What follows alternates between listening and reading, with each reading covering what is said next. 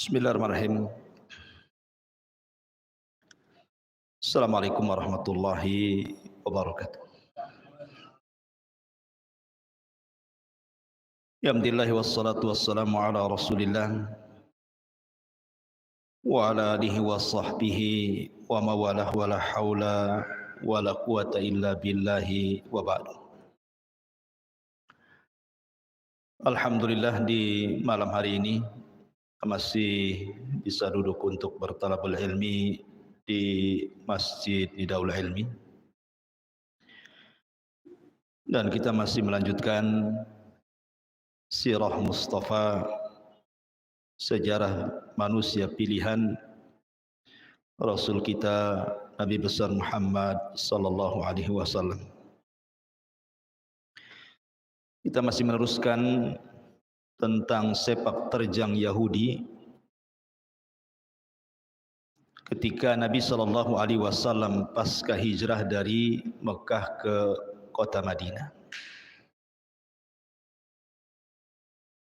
Kemarin kita sudah jelaskan bagaimana kedengkian, hasad dan kebencian orang-orang Yahudi kepada Rasul kita dan juga para sahabat Muhajirin dan Ansar.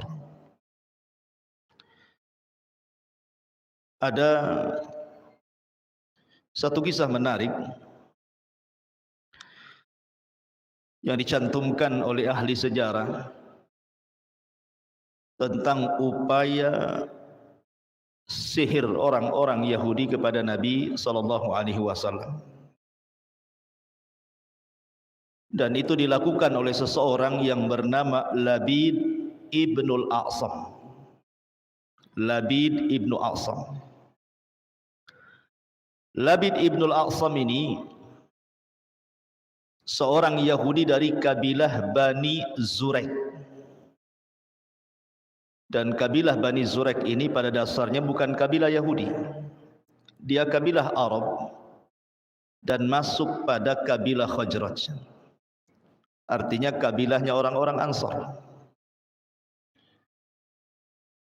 Tetapi ketika kemudian Islam belum sampai ke kota Madinah dan Yahudi berkembang, kemudian banyak berinteraksi antara kabilah-kabilah kecil dengan kabilah-kabilah besar Yahudi seperti Bani Quraidah, Bani Kunaiko dan Bani Nadir. Sehingga dengan banyaknya interaksi inilah akhirnya banyak orang-orang Arab yang masuk Yahudi. Mungkin dengan cara pernikahan ataupun bisnis atau yang lainnya. Intinya bahwa banyak terpengaruh orang-orang Arab itu, sebagian mereka kemudian mengikut agama Yahudi. Lah salah satunya adalah Labid ibnul A'sam ini. Dan Labid ibn A'sam ini masyhur keluarga penyihir. Jadi sangat masyhur di kota Madinah itu di zaman itu bahwa keluarga Labid ibn A'sam ini seorang keluarga penyihir. Bahkan sihirnya dikenal, mungkin bahasa kitanya kesaktiannya melebihi sihir Yahudi sendiri. Walaupun ada yang mengatakan bahwa Labid ibn A'sam ini masuk Islam tetapi menjadi munafik. Kemudian bencinya kepada Rasul karena Nabi SAW menguasai kota Yathrib. Intinya dia seorang Yahudi. Dan nama ketokohan Labid ibn A'sam ini tidak lepas daripada silsilah kelompok-kelompok sesat dalam Islam. Terutama dalam penyimpangan dalam bab nama dan sifat bagi Allah Subhanahu wa taala seperti Jahmiyah, kemudian turunannya Mu'tazilah. Karena kalau kita tahu bahwa pengasas firqah Jahmiyah itu dinisbatkan kepada yang mengasasnya, namanya Jahm ibn Safwan. Di mana Jahm ibn Safwan ini berguru kepada orang namanya Ja'ad ibn Dirham. Ja'ad ibn Dirham inilah yang kemudian disembelih oleh sang khalifah ketika Idul Adha karena penyimpangannya. Jadi sang khalifah mengatakan, sembelilah kambing-kambing kalian, aku punya sembelihan sendiri. Maksudnya Ja'ad ibn Dirham. Sembelih habis sholat id dia. Tetapi dialah yang mengasas akidah sesat Ja'ad ibn Dirham ini. Karena melahirkan murid namanya Jahm ibn Safwan. Akhirnya mengasas sebuah firqah dalam Islam yang disebut dengan Firqatul Jahmiyah. Turunannya ada Mu'tazilah yang kemudian berkembang di zaman Khalifah Ma'mun di masa Imam Ahmad. Lah Ja'ad ibn Dirham sendiri berguru kepada Aban ibnu Sam'an. Aban ibnu Sam'an. Dan Aban ini, Ibn Sam'an ini berguru kepada Talut. Dan Talut ini anak putra dari saudari Labid ibnu A'sam. Dan saudari Labid ibn A'sam mengambil ilmu daripada Labid bin A'sam. Dari sini kita tahu silsilah munculnya kelompok-kelompok sesat dalam Islam. Sumbernya adalah dari Yahudi. Namanya Labid ibn A'sam. Punya murid saudarinya. Kemudian saudarinya punya anak, anaknya punya murid namanya Talut, Talut punya murid namanya Aban, Aban punya murid namanya Ja'ad ibn Dirham, dan Ja'ad ibn Dirham punya murid namanya Jahm ibn Safwan. Dari sini keluar nama Jahm dan firqahnya disebut Jahmiyah. Kemudian turunannya muncul Mu'tazilah. Lah Jahm ibn Safwan inilah yang kemudian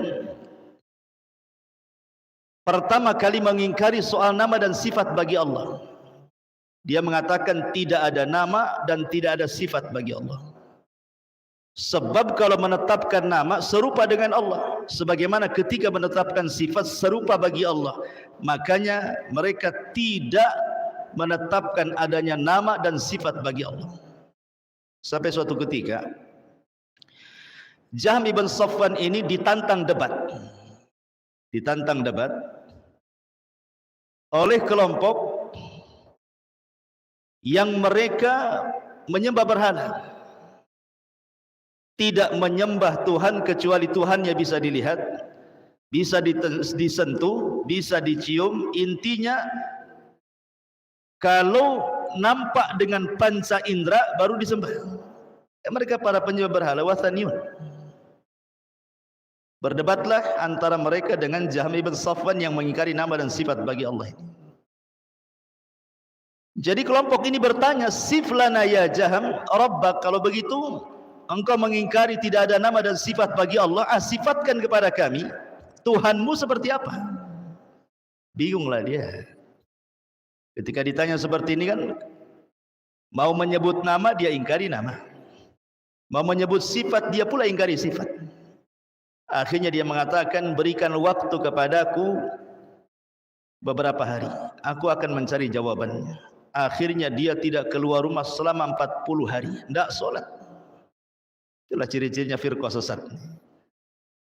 Setelah 40 hari keluar dia dapat jawaban dan mengatakan bahwa Rabbku itu karihi seperti angin. Tahu angin? Angin kan tak tampak, tapi kita bisa rasakan. Sebenarnya ucapan Jahm ibn Safwan ini langsung ataupun tidak langsung dia mengingkari kaidahnya sendiri. Kenapa? Ketika dia menetapkan Tuhan itu seperti angin, paling sedikit dia menetapkan sifat wujud, bahwa Allah itu wujud, ada. Sementara dia mengingkari sifat dan nama. Akhirnya kemudian orang membantah, berarti kau menetapkan sifat wujud bagi Allah, bukankah kau mengingkari nama dan sifat? Bingung lagi dia. Akhirnya dia berfatwa, Tuhanku tidak di dalam alam, tidak pula di luar alam, katanya. Apa enggak bingung tuh jawaban? Katanya, Rabbi, katanya Rabbku, la dakhilal alam wala kharijahu, katanya. Tidak di dalam alam, ya tidak di luar alam. Pertanyaannya di mana kalau begitu kan begitu. Akhirnya muncullah kemudian turunannya akidah Allahu fi kulli makan. Allah itu di mana-mana. Ya. Ma'asyiral muslimin yang dimuliakan Allah Subhanahu wa taala. Kembali kepada kisah. Intinya bahwa Jam ibn Safwan ini salah satu pengasas turunannya adalah firqah-firqah sesat dalam Islam. Salah satunya adalah Jahmiyah dan turunannya Mu'tazilah.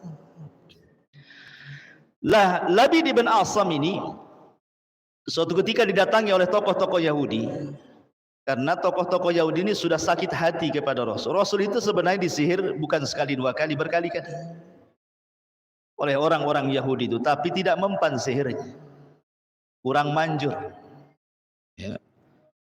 Akhirnya kemudian mereka datang kepada Labid ibn Asam karena terkenal sihir Arab itu kuat-kuat katanya. Padahal seharusnya sihir Yahudi lebih sakti lagi. Karena yang pertama kali mempelajari sihir kan orang Yahudi kepada Harut dan Marut. Harusnya kan mereka yang paling paham soal sihirnya. Rupanya sihir mereka tak mempan pula sama Nabi.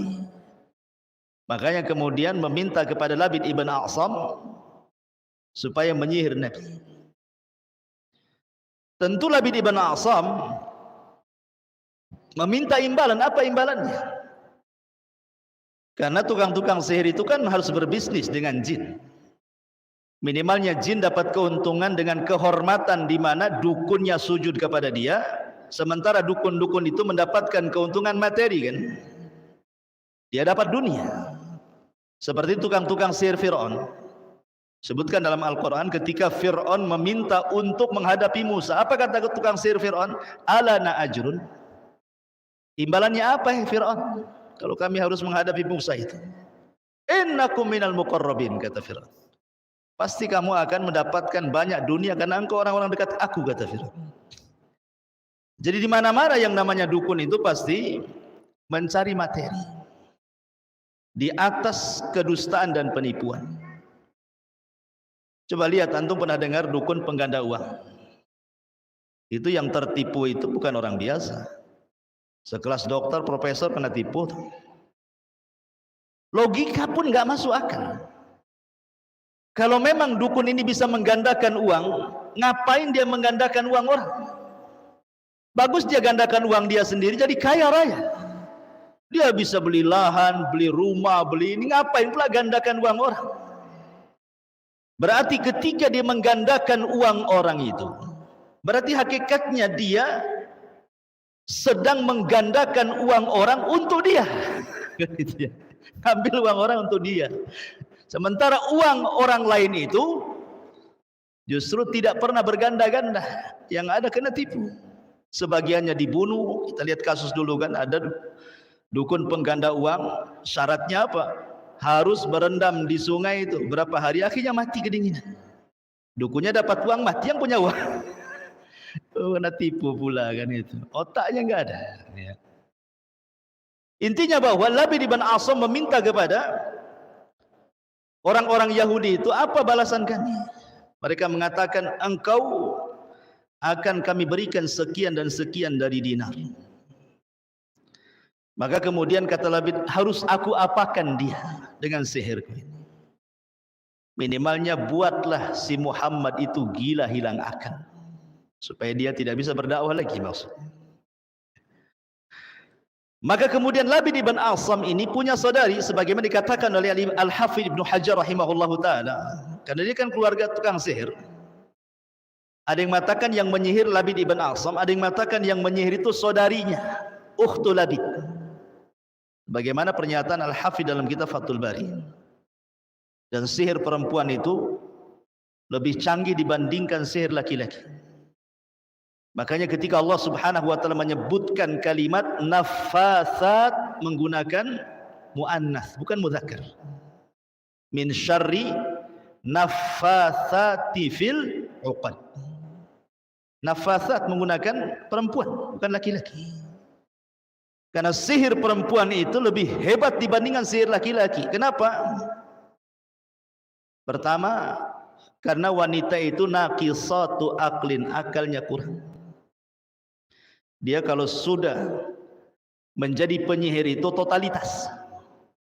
Betul-betul menghambakan diri kepada setan. Karena wanita tidak punya akal. akalnya kurang. Yang kedua, naqisatuddin, juga kurang agamanya. Waktu haid dia tidak sholat, dia tidak puasa, dan begitu seterusnya. Dua sebab inilah yang menjadikan kenapa tukang-tukang sihir perempuan lebih jago dibandingkan tukang sihir laki-laki. Jadi ada yang mengatakan bahwa Labid ini bekerja sama dengan ukhtu Labid, dengan saudari Labid ini, dan diutus untuk mengambil, mencuri sisir dan juga rambut Nabi yang terikat di sisir itu. Ya, akhirnya bagaimana caranya ini saudari Labid ini mengambil sisir Nabi? Diambil dari rumah-rumah istri-istrinya. Berhasillah kemudian Labid ibn A'sam ini memerintahkan saudarinya untuk mengambil sisir yang terlilit padanya rambut-rambut Nabi sallallahu alaihi wasallam. Mushtun wa musyatah. Mushtun itu sisir, musyatah itu artinya rambut yang terlilit dalam sisir itu. Dan jumlahnya 11 helai rambut Nabi terikat di sisir itu. Untuk apa? Untuk dijadikan bukhul. Dari sini bahwa sihir yang paling bahaya itu kalau penyihirnya menggunakan bukhul. Makanya Allah mengatakan min syarrin nafatsati fil uqad. Uqad itu bukhul artinya. Jadi sihir itu ada yang menggunakan bukhul, ada yang tidak. Tetapi yang paling bahaya kalau sudah menggunakan bukhul. Dan bukhul itu diambil dari orang yang akan disihirnya. Mungkin berupa pakaiannya, celana dalam. Diambilnya tuh lagi dijemur sama dia. Hati-hati antum kalau jemur celana dalam. Bisa diambil jadi bukhul nanti. Ataupun mungkin dari kuku, dari rambut, pokoknya dari badan. Kalau dulu pakai poto biasanya. Kalau dulu kan pakai poto gitu ya. Dan zaman dulu fotonya belum berwarna, masih hitam putih. Dan agak sulit mencari foto itu. Nyuri foto di rumah yang akan disihir agak sulit. Apalagi hitam putih kan. Yang mau disihir anaknya kena pula foto neneknya. Karena nggak jelas itu fotonya. Kan itu ya. Orang dulu kan susah mau nyihir itu. Kalau sekarang nyihir senang saja. Apa Facebooknya? Ada gambar dia semua tuh. Tinggal disihir saja kan gitu ya. Ada semua di Facebooknya, itu lagi gambar lagi selfie dia. Ya. Kemudian di Instagramnya gambar dia semua tuh yang sedang selfie. Sekarang kalau mau nyihir senang, nggak perlu kita nyuri foto di rumahnya. Tengok saja aplikasi Facebooknya, gambar dia semua tuh. Tetapi justru handphone jauh lebih sakti dibandingkan ilmunya tukang sihir. Kalau dulu mau membuat retak rumah tangga itu harus datang ke dukun kan? Sekarang antum perlu duit beli handphone, kasih kartu kad, kasih pulsa, minta nomor telepon yang akan disihir, SMS saja. Sayang, kebaca sama istrinya bakal ngamuk tuh. Jadi sekarang sihirnya lebih canggih lagi. Sekarang sihirnya bukan manual, ya. Sihirnya itu sudah digital. Baik, kembali. Akhirnya kemudian saudari Ukhtu ibn Labid ini berhasil mengambil mushtun wal musyatah tadi. Itulah yang kemudian dijadikan bukhul dan diletakkan di sumur yang dekat dengan Masjid Nabawi, namanya Sumur Darwan. Di Sumur Darwan itulah diletakkan bukhulnya oleh Labid ibn A'sam. Kemudian mulailah mereka, keluarga Labid ini mempraktekkan sihir. Subhanallah. Semua sudah dicatat oleh takdir Allah Subhanahu wa ta'ala. Nabi terkena sihir. Nabi terkena sihir. Dan tersihirnya Nabi SAW cukup lama, 6 bulan. Bayangkan, Rasul terkena sihir sampai 6 bulan. Dijelaskan dalam sebuah hadis yang dikeluarkan Al-Imam Hakim dan juga Abu Ya'la yang disahihkan oleh Syekh Nasiruddin Al-Albani rahimahullahu ta'ala, ataupun juga yang masyhur, yang jelas-jelas ya, riwayat Bukhari dan Muslim.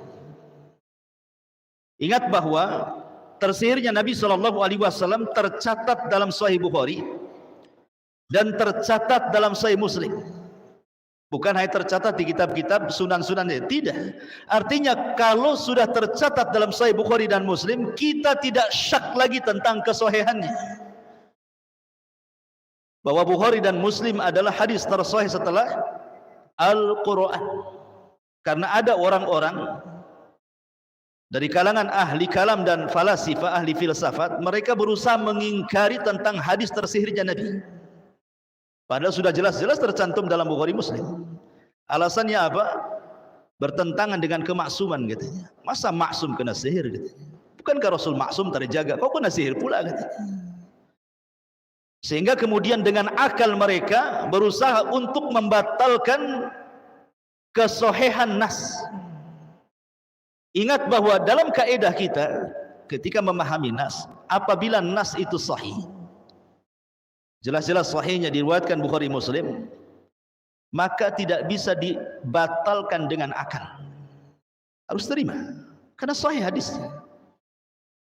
Soal ketahui hikmah atau tidak, ya kita terima saja, karena agama itu tidak semua harus masuk di akal.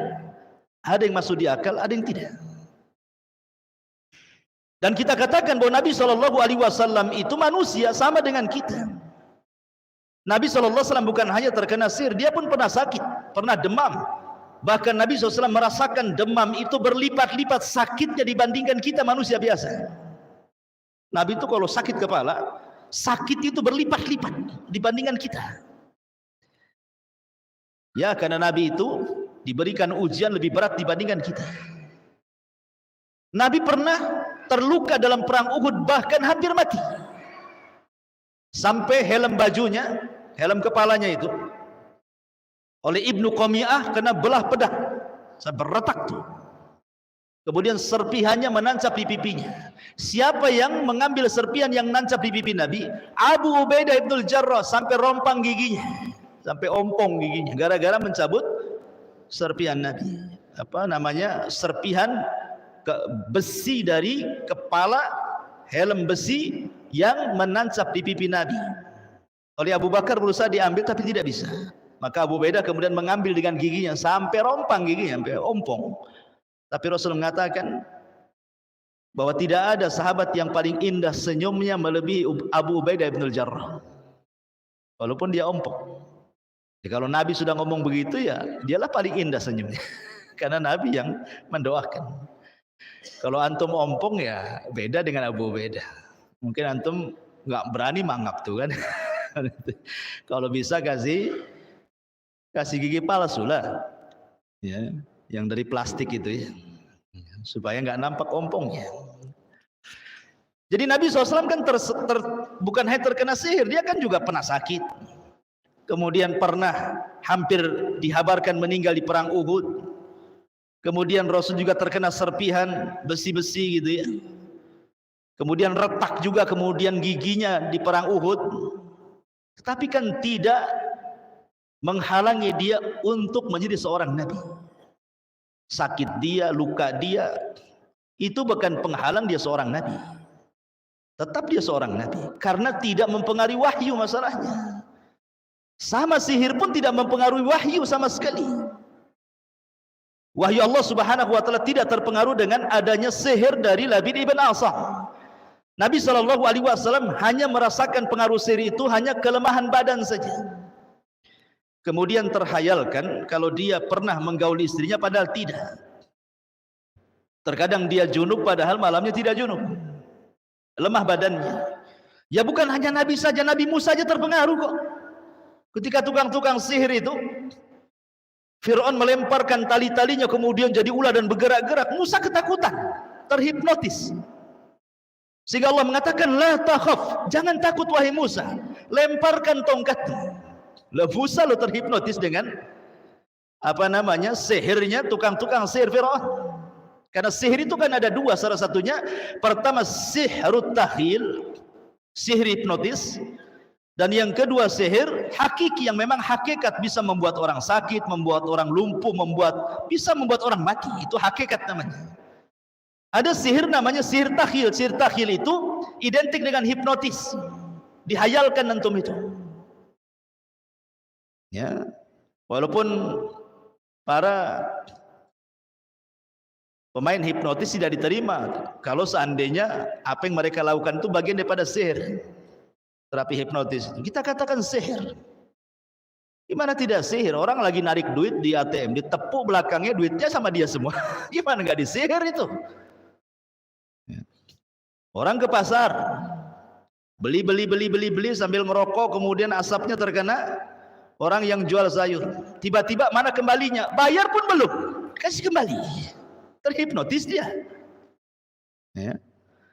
Kalau bukan sihir apa namanya? Itu hipnotis itu ya sihir lah itu. Terus sekalung-kalung begini goyang-goyang atau hilang, semua aibnya ditanya dijawab semua. Itu sihir, ikhwan, namanya sihrut takhyil dalam bahasa Arab. Mungkin bahasa kerennya hipnotis lah kan itu. Taib. Ketika kemudian Nabi SAW 6 bulan loh terkena sihir itu. Makin hari makin lemah badan Nabi itu.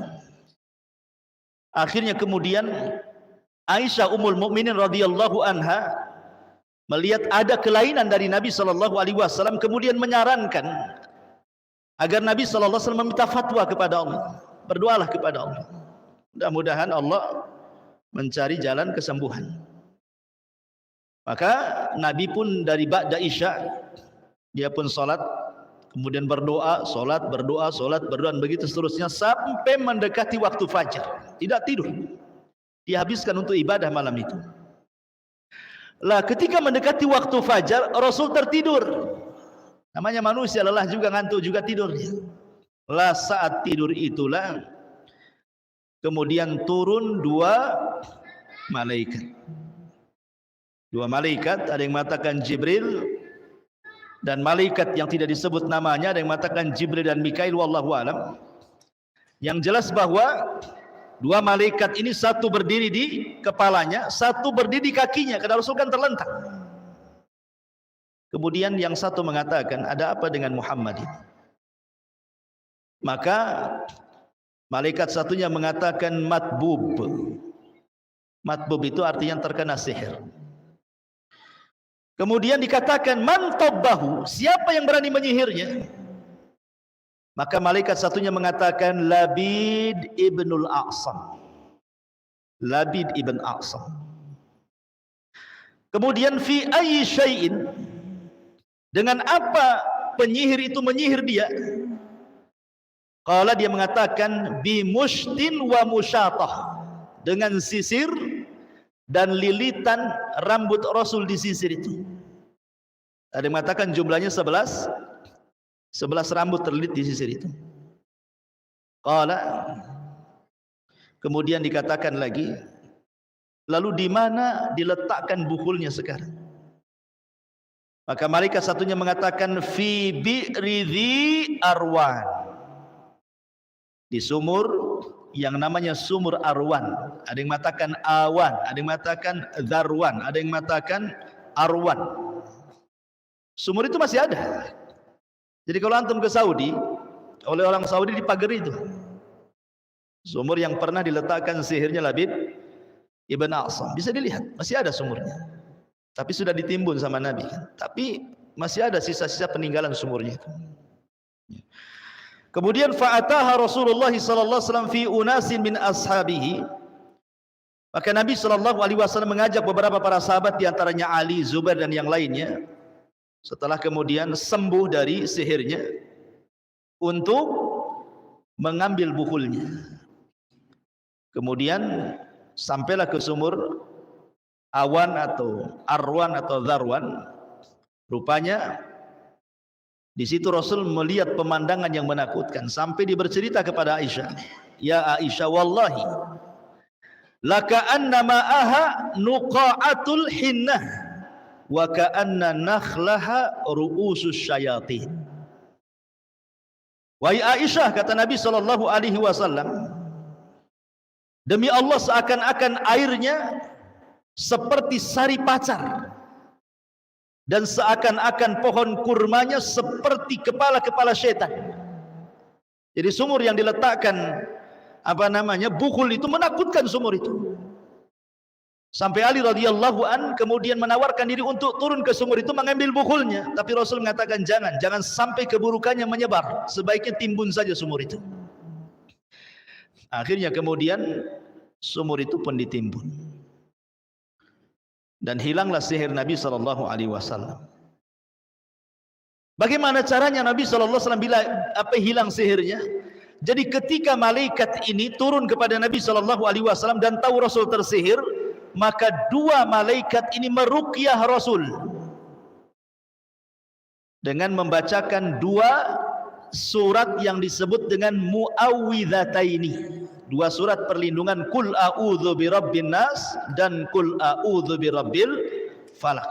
Kalau antum gabungkan dua surat ini, An-Nas dan Al-Falaq, maka jumlah ayatnya 11, sesuai dengan jumlah buhur rambut Rasul yang ada di sisir Nabi itu. Jadi setiap dibacakan satu ayat Qul a'udzu birabbin nas, rontoklah satu buhul di sisir itu, satu rambutnya.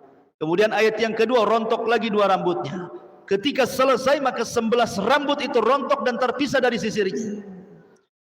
Maka akhirnya buhul itu kemudian sudah tidak berfungsi lagi.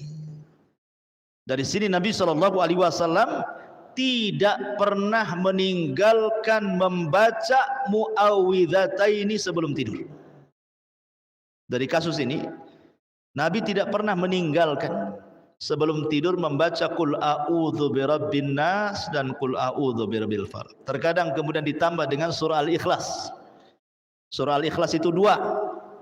Pertama Qul huwallahu ahad, yang kedua Qul ya ayyuhal kafirun. Dua-duanya disebut surah Al-Ikhlas namanya.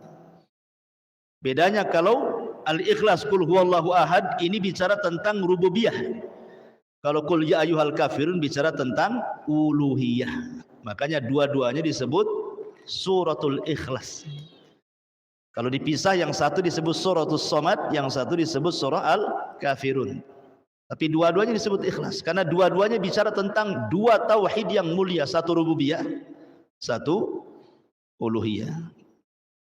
Kenapa rububiyah surah Al-Ikhlas itu? Karena bicara tentang nama dan sifat Allah. Allahu Ahad, Somad, lam yalid wa lam yulad, itu rububiyah semua. Dan siapa yang membaca suratul Ikhlas sama dengan membaca sepertiga Al-Quran. Kalau membaca Qul ya ayyuhal kafirun sama dengan seperempat Al-Quran. Jadi kalau antum malam-malam ini habis Isya membaca Qul huwallahu ahad 3 kali, hatam antum Al-Quran. Karena satu kulhu sepertiga Quran kan, dua kulhu 2/3, 3 kulhu sempurnalah antum baca Quran. Jadi tidak pernah antum baca dari Al-Baqarah sampai An-Nas, cukup kulhu aja 3 kali setiap hari ya. Nanti hataman habis itu. Enggak, ini bicara tentang bandingan pahala. Tentu orang yang menghatamkan Quran dari Al-Fatihah sampai An-Nas lebih besar pahalanya.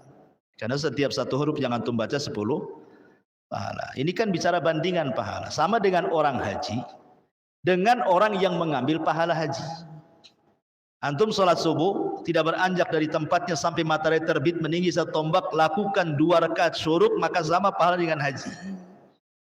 Kan berbeda dengan orang yang betul-betul haji. Antum dapat pahala haji, orang ini haji. Kan beda kan, kenikmatannya aja beda.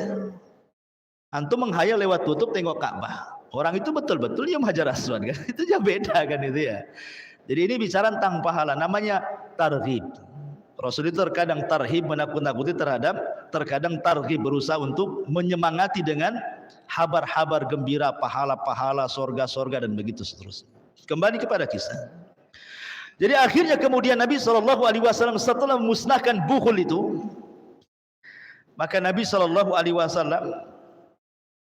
kemudian ditanya oleh para sahabat, karena Rasul tidak membalas. Sudah tahu siapa yang menyihirnya, inisialnya sudah tahu, namanya Labid ibn A'sam, tapi Rasul tidak membalas. Kalau kita kan belum tahu inisialnya sudah suudon kan. Paling yang menyihir ini orang depan ini katanya. Dari mana antum tahu yang depan? Atau orang belakang? Atau samping kiri kanan? Itu suudon namanya. Setan itu ya, takhris ya, membuat perpecahan. Lah ketika ditanya kenapa dia tidak membalas, padahal sudah jelas disihir kan? Nabi SAW mengatakan, saya takut akan terjadi fitnah. Karena ketika itu di Madinah, Nabi masih terikat dengan orang-orang Yahudi itu perjanjian piagam Madinah. Jadi supaya jangan kemudian, apalagi Labid bin Asam seorang tokoh dari Bani Zurek, nanti terjadi perang. Maka Rasul takut fitnah. Sama ini kasusnya ketika Nabi SAW diracun oleh seorang wanita Yahudi namanya Zainab bintu Al-Harith. Rasul itu perang bersama Yahudi berapa kali? 4 kali. Satu, melawan Bani Kunaiko. Terusirlah Bani Kunaiko dari Madinah. Kemudian melawan Bani Nadir. Kenapa Rasul memerangi Bani Nadir dan mengusir dari Madinah? Karena Bani Nadir mau ightial, membunuh Nabi dengan cara licik. Kemudian setelah itu menyerang Bani Quraidah. Kenapa Bani Quraidah diserang? Karena dia kemudian berkongsi untuk mengusir Madinah, mengusir Rasul di Madinah dalam perang Ahzab. Berkoalisi dia dengan orang-orang musyrik. Ternyata menang pula Ahzab itu. Maka Rasul mengusir Bani Quraidah. Sehingga mereka kemudian sebagiannya sampai ke perbatasan Syam dan sebagiannya mereka kemudian berkumpul di Khaybar. Maka perang yang terakhir melawan orang-orang Yahudi itu di Khaybar. Maka perangnya perang Khaybar. Itulah terakhir melawan orang Yahudi di Khaybar. Dan Rasul menang. Padahal Khaybar itu penghasil kurma terbesar di Madinah. Rasul berhasil menguasai Khaybar. Sehingga dikuasainya Khaybar itulah banyak orang yang kemudian dari kalangan Yahudi benci dengan Nabi. Bagaimana caranya kemudian membunuh Nabi? Tapi mereka tidak bisa karena tidak punya kekuatan. Akhirnya mereka merencanakan untuk menuang racun. Pura-pura mereka mengundang Rasul makan-makan. Zainab sempat bertanya, makanan apa yang disukai Muhammad itu? Oh, paha daging kambing. Itu kesukaan Nabi. Jadi antum kalau makan tengkleng minta pahanya. Itu daging kesukaan Nabi. Kesukaan Nabi maksudnya pahanya. Apakah kambing Batam dengan kambing di Mekah sama? Ya beda. Kambing di sana didoakan Nabi Ibrahim berkah. Makanya makan pagi, siang, sore, malam pun nggak ada kolesterol, nggak ada darah tinggi. Dan itu makanan mereka kan itu. Kalau antum makan daging dari Tamiang sana ya kambingnya dari Tamiang, terakhir antum pula ke Tamiang. Ya. Jadi intinya bahwa Nabi SAW direncanakan pembunuhan dengan cara diracun. Qadarullah, Rasulullah SAW ya namanya Rasul husnudzon saja. Mereka sudah kalah, mungkin mau berbuat baik. Datang Rasul dengan sebagian para sahabat, dihidangkan banyak makanan kambing. Ketika Nabi SAW memakan sedikit saja, menyicipi saja, masalahnya sudah tertelan. Tiba-tiba paha kambing itu bicara. Mujizat tadi memberitahu, ya Muhammad, jangan kau makan aku lagi, karena dalam diriku sudah terlumuri racun. Ketika Rasulullah SAW mendapatkan wahyu, bicara kambing itu, kata Rasul, berhenti kalian, jangan ada yang makan. Rupanya ada seorang sahabat, satu sahabat, ikut pula tercicipi. Sama-sama dengan Nabi, 2 orang, Nabi dan satu sahabat makan. Lah yang satu sahabat ini meninggal, tapi setelah 1 tahun meninggal. Rasul masih bertahan karena Rasul punya fisik yang kuat. Lah Nabi SAW tidak membalas kepada Zainab bintul Haris, pada jelas-jelas beracun kan. Nabi tidak membiarkan saja Zainab bintul Haris. Ada yang mengatakan bahwa Zainab itu masuk Islam belakangan, dan baik Islamnya, ada yang mengatakan tidak. Tetapi kemudian setelah seorang sahabat ini mati dan itu dikarenakan racun, barulah Zainab dibunuh. Kenapa? Karena kisos. Ya, jadi dibunuhnya karena kisos. Karena dia sudah membunuh seorang sahabat gara-gara racun, maka dia dibunuh. Kalau seandainya sahabat ini nggak mati, dia kan tidak akan dibunuh. Karena Nabi SAW tidak mengambil kisosnya kan, membiarkan Zainab itu hidup. Sahabat yang kemudian tercicipi racun mati, baru kemudian kisos, dibunuhlah Zainab bintul Harith. Tapi selama 1 tahun itu Rasul membiarkan, ya, membiarkan. Begitulah Nabi SAW bermuamalah dengan orang-orang Yahudi supaya tidak ada konflik gitu. Mereka sudah kalah gitu, dan terusir dari kota Madinah. Begitulah bagaimana orang-orang Yahudi memperlakukan Nabi SAW sedemikian rupa.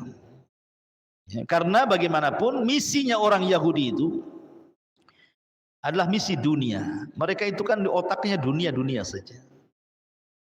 Ketika kemudian diserukan kepada mereka agama yang benar yang sudah tercantum dalam Taurat dan juga kitab-kitab yang mereka baca, mereka berpikir kalau seandainya Muhammad yang menguasai mereka, maka habislah bisnis-bisnis mereka, pasar-pasar mereka, uang-uang mereka. Itu pikirnya mereka seperti itu. Seolah-olah Islam itu kalau menguasai, habis mereka itu. Seolah seperti itu. Pada Islam tidak demikian. Islam tidak pernah mengambil hak orang. Ya. Kenapa kemudian orang-orang Yahudi terpikir seperti itu? Ya tadi, karena Al-Quran mengatakan la tajidannahum ahrasan nasi ala hayatin wa minal ladina asyraku yawaddu ahaduhum law yu'ammaru alfa sanatin wa ma huwa bimuhzahzihi minal adzabi an yu'ammar wallahu basirum bima ya'malun. Dan sungguh engkau akan mendapati mereka, maksudnya orang-orang Yahudi, manusia yang paling rakus kepada kehidupan dunia, melebihi orang-orang musyrik. Ingat suatu ketika sebuah hadis yang disahihkan oleh Syekh Nasiruddin Al-Albani rahimahullahu taala. Nabi ini pulang perang. Tiba-tiba kemudian kehabisan bekal, makanannya habis, minumannya habis. Tiba-tiba kemudian Nabi SAW bertamu kepada seorang nenek Yahudi yang berada di perbatasan Madinah. Karena udah habis makanannya, habis minumannya, di padang pasir bisa mati kan begitu. Makanya singgah ingin bertamu supaya ya bisa makan, bisa minum kan gitu. Dan Nabi SAW tidak pernah melupakan kebaikan siapapun yang berbuat baik kepadanya, hatta orang kafir sekalipun.